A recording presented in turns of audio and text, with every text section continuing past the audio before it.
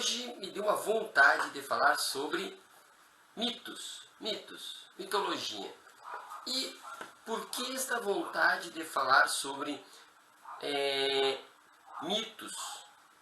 Basicamente porque eu vejo hoje, século XXI, narrativas se impondo a tal ponto que transformam a realidade, né? Principalmente sob o ponto de vista do que é colocado nas redes sociais, cria-se um mito e ele modifica a realidade. Ou seja, não é possível dizer que essas narrativas são irreais, pelo menos em 100%, porque elas modificam a realidade. E a realidade as modificam, as narrativas. Então, pensei, por que não aproveitar a chance para falar um pouco dos mitos e apresentar o perigo que eles podem trazer à nossa visão da realidade. Primeiro, mito. Mito grego, mito clássico. O que é o mito? O mito grego, ou o mito clássico, os mitos, eles não são mentiras, nem são apenas ficção, apenas historinhas, tanto que eu posso dizer que existem historinhas para criança dormir e existem mitos que não são a mesma coisa. O mito, primeiro, ele é inseparável da realidade. Não existe mito sem haver a realidade. Por quê? Porque o mito é uma interpretação da realidade. Também é uma tentativa de explicação da realidade. Melhor dizendo, ele é uma explicação da realidade a seu tempo. Então o mito, ele não mente. Ele narra. Ele também é uma narrativa, mas preso à realidade e faz com que a realidade seja palatável para as pessoas que nela vivem. O mito tem a vantagem de registrar uma moralidade, registrar um tempo, registrar uma intenção, uma intencionalidade de uma sociedade que queria ensinar os seus filhos, que queria ensinar uma sociedade de como ela deveria ser. Então o mito tem muito de moralidade, tem muito de retratar uma sociedade como ela está, como ela é, e retratar o que ela entende que deveria ser uma realidade. Como exemplo, o clássico mito da caverna, do Platão, né? E aqui é um mito totalmente pensado, refletido para ensinar, para demonstrar uma visão de mundo interessante que até hoje nos acompanha. Percebem, portanto, que nós não podemos dizer que o mito é simplesmente uma ficção, não podemos dizer que o mito é uma mentira, mas podemos dizer que ele é uma narrativa intencional, né, de explicação de uma realidade, é uma vontade de fazer a época, registro daquele tempo, fazer memória de um tempo para que alguém pudesse ensinar para alguém, sem esquecer, eu já disse antes, o aspecto da moralidade. Então, não é uma bobagem, o mito não é uma bobagem inventada como qualquer outra bobagem que vemos por aí.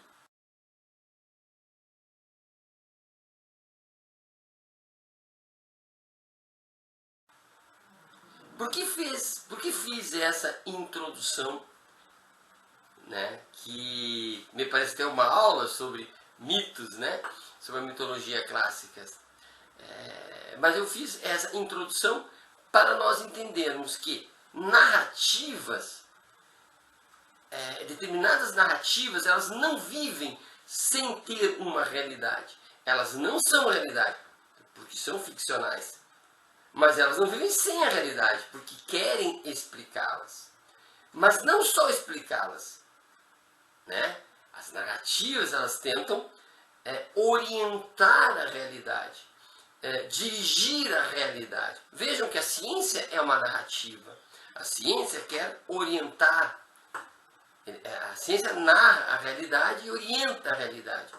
Claro que a ciência baseia-se em fatos. A ciência se baseia nas tecnologias, nas matemáticas, enfim, nas testagens, nos laboratórios, e, portanto, é uma narrativa densa e que orienta eficazmente a realidade.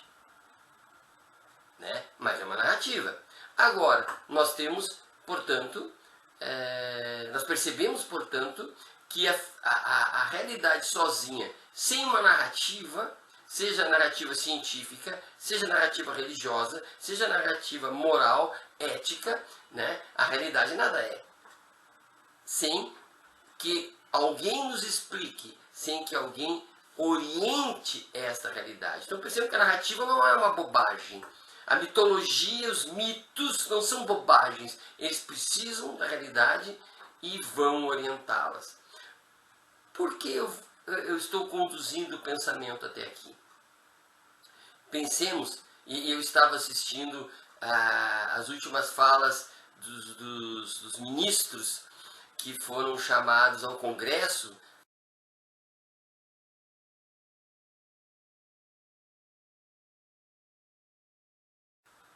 como por exemplo o Flávio Dino, e ali foi achacado, foi interrompido, foi agredido verbalmente pelos interlocutores lá no Senado, né? pela extrema-direita lá do Senado. E o que tem a ver com criar mitos, criar narrativas? Esses sujeitos que estavam agressivos, eles estavam mais interessados em se autofilmarem, estavam mais interessados em criar imagens, criar narrativas, do que compreender o que estava acontecendo sob o ponto de vista do Flávio Dino. Não havia interesse em compreender, mas havia interesse em criar algo para que as pessoas compreendessem o mundo através desse algo. Esse algo é a narrativa, esse algo é o mito, que não vive sem a realidade, porque Flávio Dino estava lá. Não vive sem a realidade, porque as falas estavam lá, as imagens comprovam. Entretanto, é criado uma estrutura, uma fragmentação, um outro tempo que não é o tempo real, né? Existe uma ficção que orienta os acontecimentos para que as pessoas, portanto, sigam e acreditem, né? Sigam e acreditem numa narrativa específica. Fulano humilhou Beltrano, lacrou Beltrano. Seguem essa narrativa. E o interessante, essa narrativa, veja, existiu uma realidade, criou-se uma narrativa. Agora as pessoas votam e interpretam e recolocam nos lugares políticos os autores dessas narrativas, portanto, interferem na realidade. A realidade se modifica seguindo essa narrativa. Realidade, narrativa, narrativa, realidade. Portanto, esse ciclo é um ciclo vicioso, perigoso, porque essa vontade de dizer o mundo, registrando um caminho único e da extrema direita, é muito preocupante. E traz resultados, sim, resultados que nós sentimos na pele, como o descrédito em relação ao Congresso, quanto votações que não representam a vontade popular, e etc, etc, e etc. Portanto, a minha fala até aqui é para que a gente comece a pensar que todas essas histórias são baseadas em fatos reais. Sim, portanto, terão fotos, terão vídeos, terão imagens, terão sons. Entretanto, tem uma narrativa fictícia por trás que poderá orientar bem a sociedade, registrar bem a sociedade, ou poderá deturpar a vontade desta própria sociedade. Entretanto, os fatos estão lá para serem relatados ou deturpados. Fica a dica, fica cuidado e fica a preocupação. Certo? Abraço e até a próxima.